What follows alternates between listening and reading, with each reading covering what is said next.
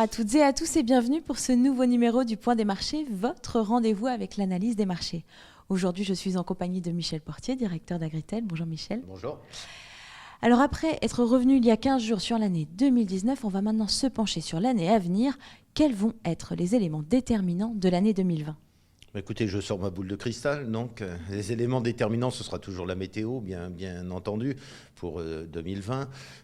Évidemment, l'un des principaux drivers, maintenant, ça reste la mer Noire, donc quid de la météo sur la Russie, sur l'Ukraine. Il faut savoir que jusqu'à ce jour, on a connu un hiver extrêmement doux, donc des plantes qui se développent bien, c'est plutôt une bonne chose, mais avec des craintes de gel effectivement tardif qu'on pourrait avoir là-dessus. Donc il y aura bien évidemment la météo qui vient un petit peu tous les ans, la géopolitique qui sera toujours présente, quid réellement des relations Chine-États-Unis, est-ce qu'elles vont s'améliorer à nouveau ou au contraire seraient dégradées, et puis quid normalement 2020 c'est l'année de la sortie du Royaume-Uni de l'Europe. Et en dehors de tout ça, on peut dire que d'un point de vue fondamental, les cours sont plutôt pas trop mal orientés à date d'aujourd'hui, en ce début d'année, parce que la demande reste forte. Maintenant, il y aura aussi l'impact des devises. Alors justement, on connaît l'impact des devises sur la compétitivité. À quoi peut-on s'attendre pour l'année à venir ? Alors, la plupart des opérateurs, des traders, des analystes pensent que le dollar devrait s'affaiblir un petit peu.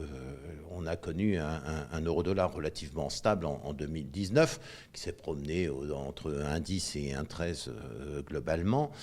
On s'attend à un euro-dollar plutôt vers 1,15, 1,16, 1,17. C'est un petit peu dommage pour nous parce qu'effectivement, donc on perdrait un petit peu en compétitivité. On aime bien un euro faible dans ces cas-là.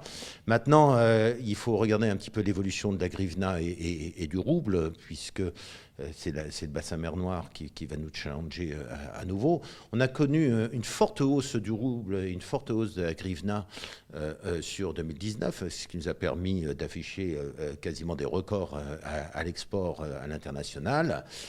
Difficile de dire, surtout dans ces pays-là, ce qui va se passer.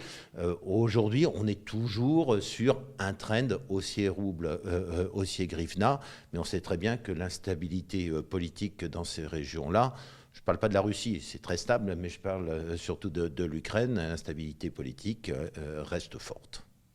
Et face à ces constats, quel est le conseil d'Agritel pour l'année à venir ? Écoutez, les prix sur les niveaux actuels sont plutôt des prix à marquer.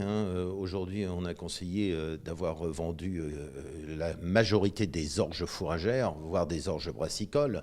C'est un marché qui a été assez déprimé en 2019 et qui devrait rester déprimé en 2020. Pourquoi ? Parce que les surfaces d'orges brassicoles, orges de printemps, donc, vont croître à cause des difficultés de semis que l'on a eues l'an passé à l'automne sur les blés d'hiver notamment. Donc sur les orges et les maïs, on est plutôt sur une tendance neutre à légèrement baissière. Sur le blé, on est un petit peu plus optimiste. Et puis sur le podium, on mettrait à nouveau les huiles, le colza, compte tenu du fait qu'on va démarrer avec des stocks extrêmement bas en colza et que les surfaces sont de nouveau en baisse chez les deux principaux pays producteurs, la France et l'Allemagne. Merci Michel. Merci. Ce numéro est maintenant terminé. Merci à tous de nous avoir suivis. Rendez-vous dans 2 semaines pour votre prochaine édition du Point des marchés. Retrouvez les analyses d'Agritel sur le service expert Grande Culture de Planchamp.com.